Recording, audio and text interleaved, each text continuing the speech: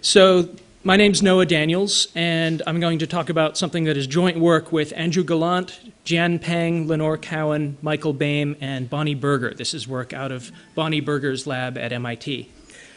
So as most of you probably know, protein sequence search is really at the heart of virtually everything in protein bioinformatics. We always start from sequence. And what do we do with protein sequence search? Well, we do homology search to predict structure and function. We predict secondary structure of proteins.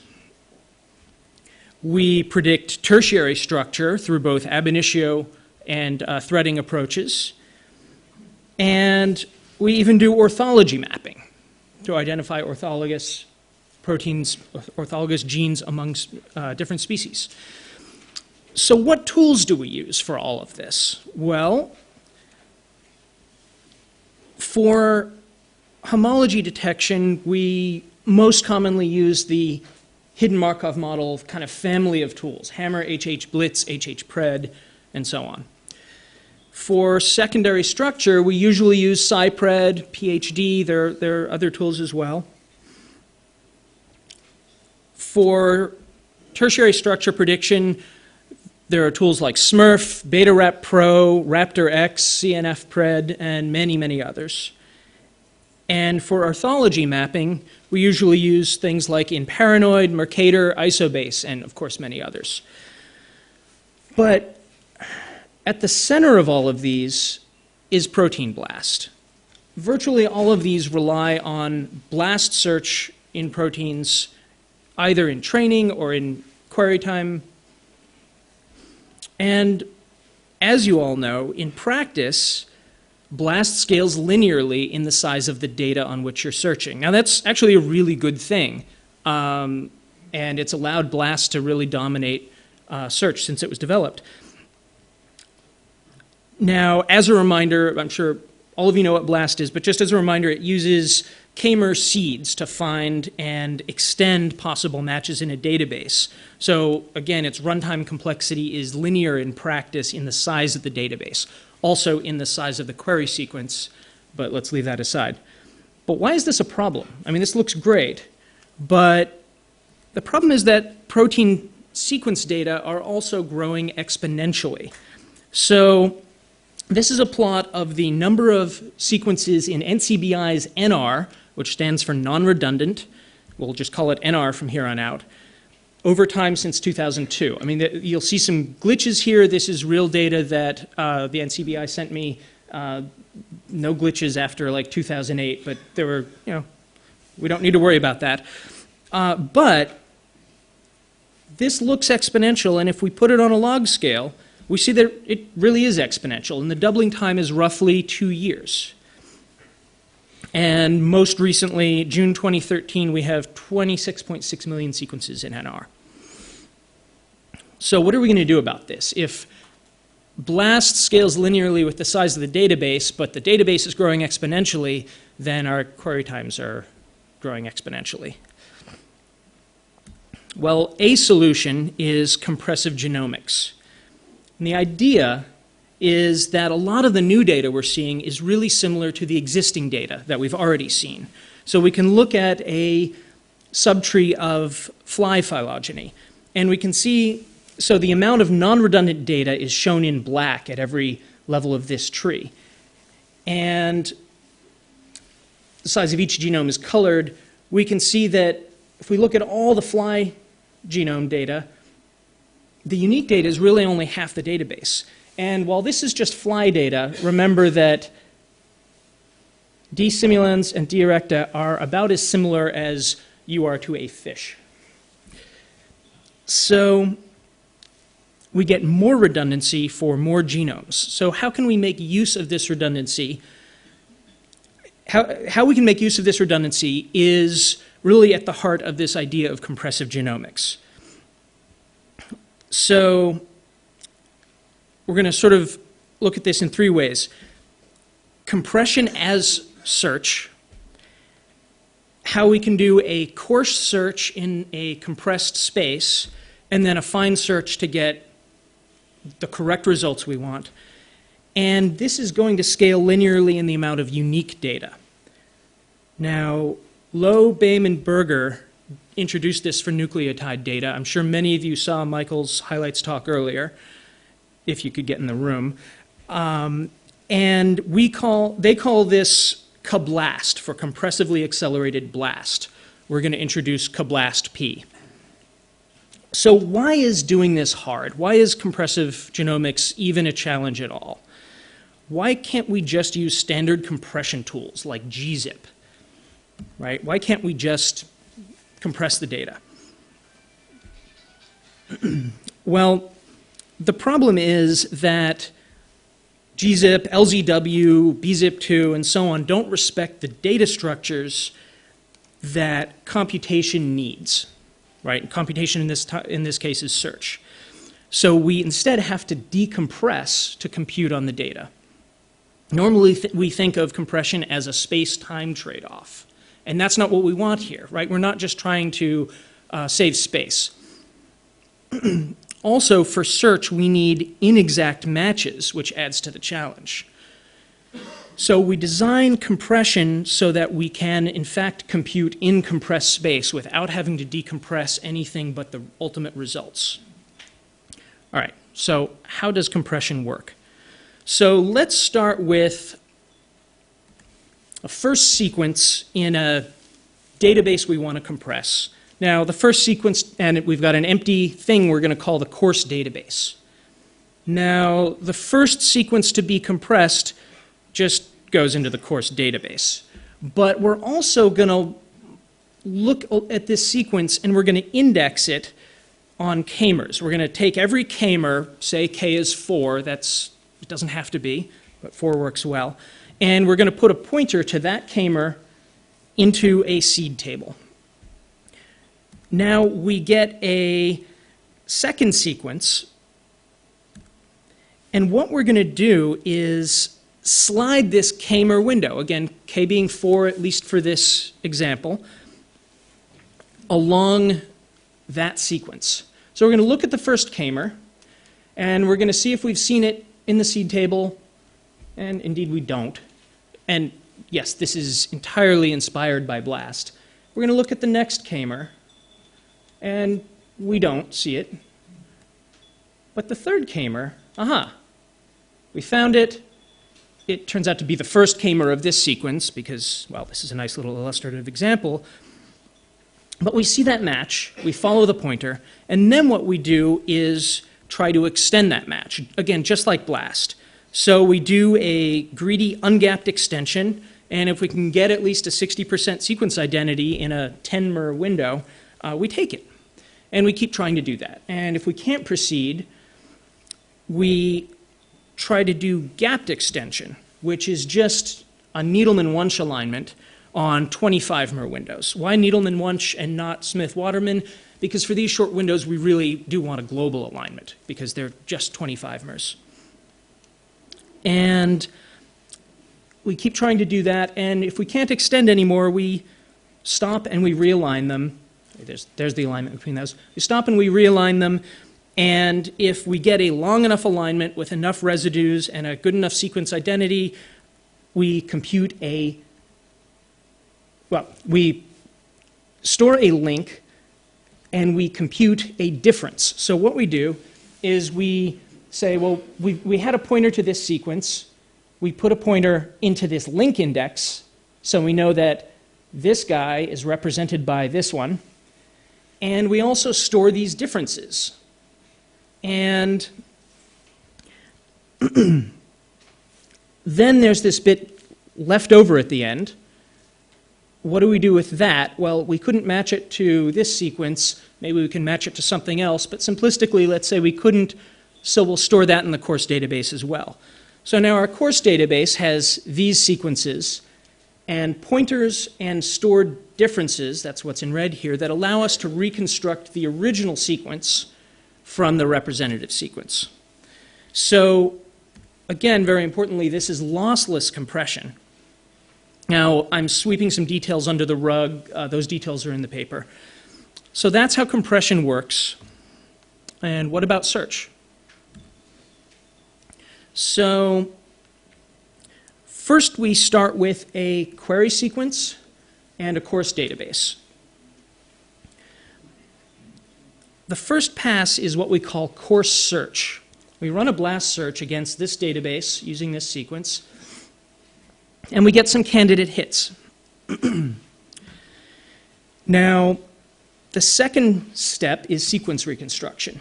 We take the candidate hits, and again, because we can reconstruct any original sequence from its representatives, we construct a set of candidates using the link index and the differences.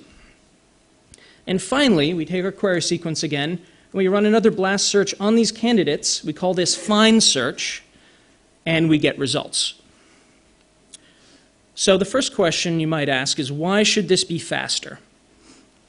Another way to put this is, what are the properties of the course database that allow search to work? So we construct the course database so that the sequences in it are long enough not to be degenerate. They are dissimilar to each other, right? There is no longer as much redundancy in the data.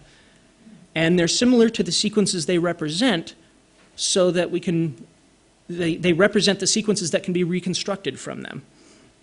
And overall, the database is blast searchable, but much smaller than the original. All right, so is it really faster? Well, this is a set of benchmarks of standard BLAST-P, SciBlast with 2 iterations. SciBlast is typically run with 2 or more iterations, just using 2 for this, and the new Delta Blast. And we had 3 snapshots of NCBI's NR. It's not really possible to get old snapshots from them. We had one from June 2010, July 2012 when we started this work, and a final benchmark here at December 2012. So this is the time in seconds to search NR at each of those, averaged over a representative set of queries. So this is the behavior we expect. You don't infer exponential growth from 3 data points, but in fact this does match the curve we would expect to see. Now what happens when we add our compressively accelerated versions in? Well, in a 2-year period, let's compare SciBlast to SciBlast. In a 2-year period, it went from being about twice as fast to 3 times as fast. In fact, the growth in each of the compressively accelerated variants is less than the growth in the standard BLAST variant. So today, you can search 3 times faster on current NR, and more recent one, than with the standard BLAST tools. So what will happen as these databases continue to grow? So to answer that, we wanted to kind of guess at what's going to happen on data that doesn't exist yet. So the guess we took is it's going to look something like this. We simulated up to a 40x growth in protein data with a 20% mutation rate using Kumar and Cowan's simulated evolution. And we didn't want to try to do this on the entirety of NR. So we started with the SGD database, the yeast genome database, and we did 5x through 40x the original database with mutations, 20% mutation rate. This little inflection is, we believe, a caching artifact, as in level 2 cache, level 3 cache, that sort of thing, but it's reproducible. So what happens when we add the compressively accelerated protein blast in? It's nearly flat in comparison. It's actually a little slower here because there's a fixed overhead with doing the double search and a bunch of other things, and this is a relatively quick search. But out where we're interested, this grows sublinearly with the entire database. But you should be worried, right? If we've sped this up, does this cost us anything in terms of accuracy? So I mentioned homology detection as one of the applications of this. We did a very simple homology detection test using 1,123 recent protein sequences that have been classified into SCOP and an NR database from 2010 that I mentioned earlier that didn't have those sequences at all.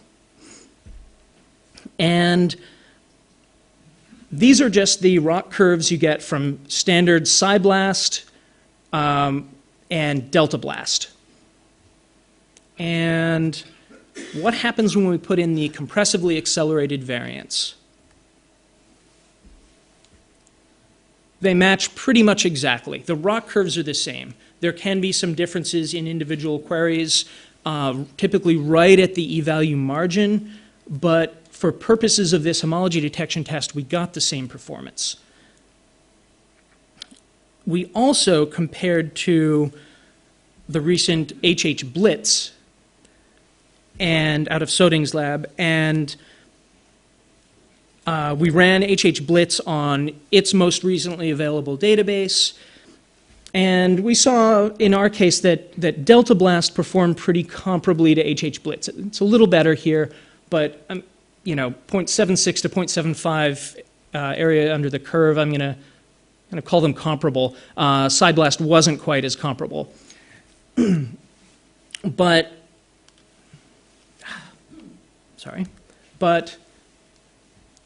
our compressed delta blast is twice as fast as HHblits. So let's go back to the applications we mentioned.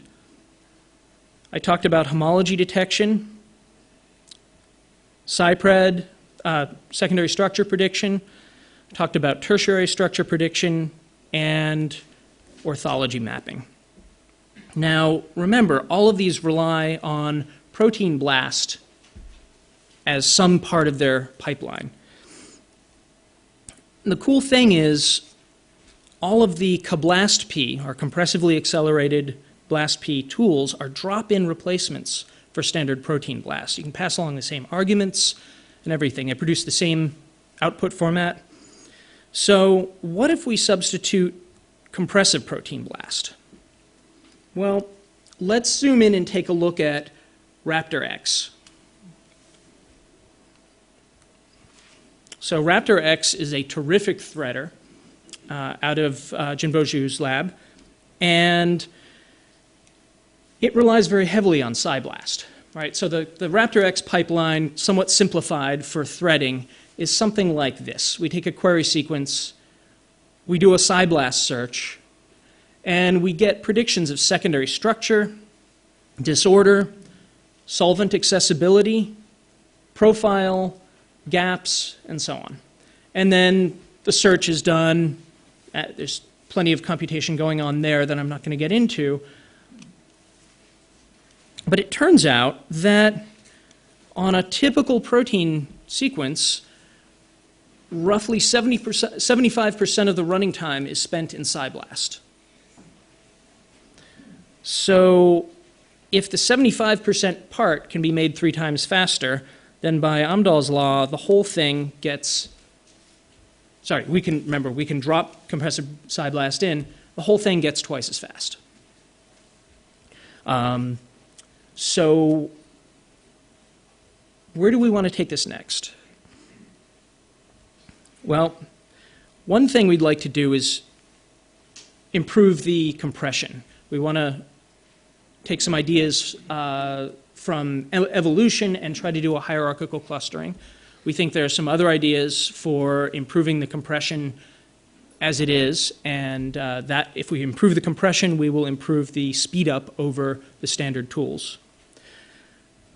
We'd like to do other computations beyond blast search, right? So even within sequence space, we might talk about speeding up HMM alignments or Markov random field alignments. And we want to look at other domains, right? Beyond sequence data, there's structure data, and there's a lot else.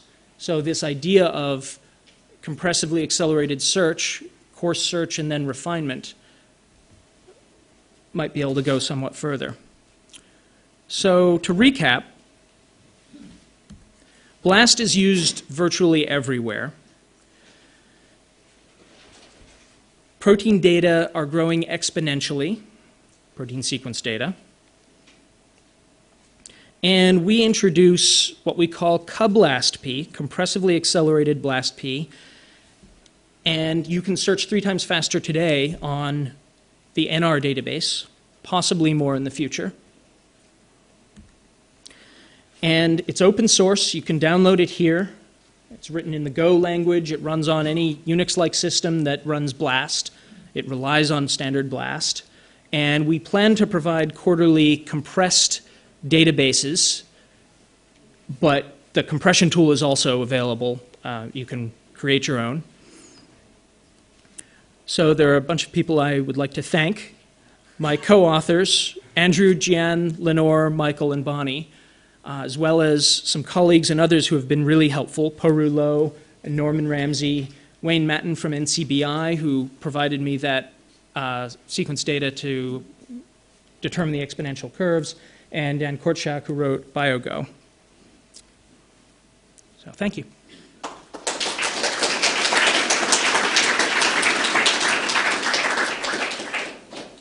Questions?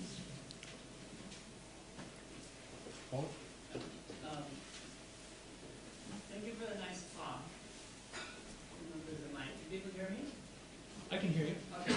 I had a question about the use of blast key as a basic kind of subroutine for your overall scheme. Okay.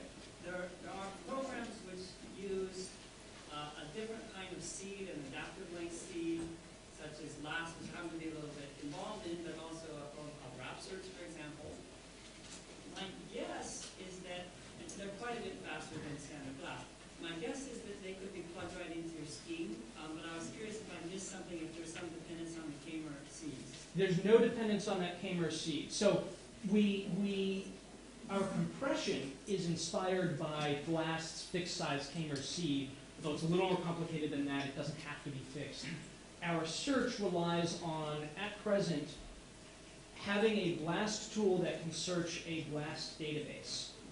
There's no reason we couldn't adapt this very, very easily to a different incompatible format that, like wrap search. I don't think it searches a standard BLAST database, but it's similar in principle. Basically what we do is we produce a FASTA file of the compressed, of the course database, and we run that, make BLAST DB on that. So all you have to do is drop in the analog to that and a few other tweaks. It should be very, very easy. Thank you. Yeah, I have a question about you can't imagine BLAST without an E-value. What do you do about that? So fortunately, we know the size of the original database that we compress. And we simply remember that when we compute an E-value, we do it using the size of the original database. So we've got the same sequence in virtually all cases that we got from the original database. And we know how big the original database was.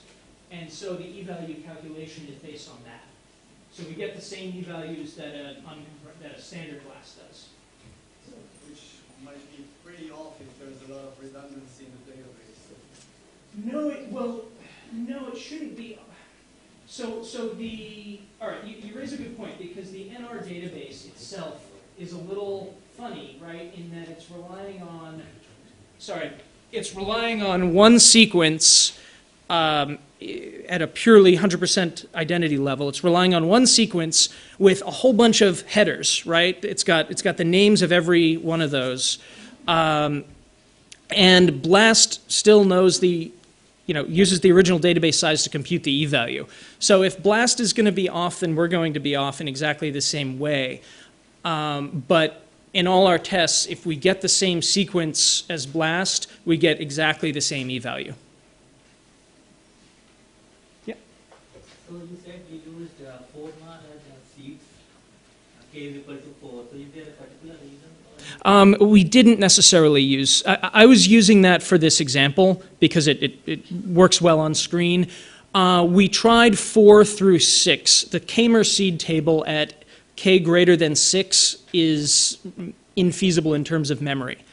But what we actually ended up using in practice, this is in the paper, is a 4 plus 2 K-mer. So our seed table was 20 to the 4th. And then we required an additional 2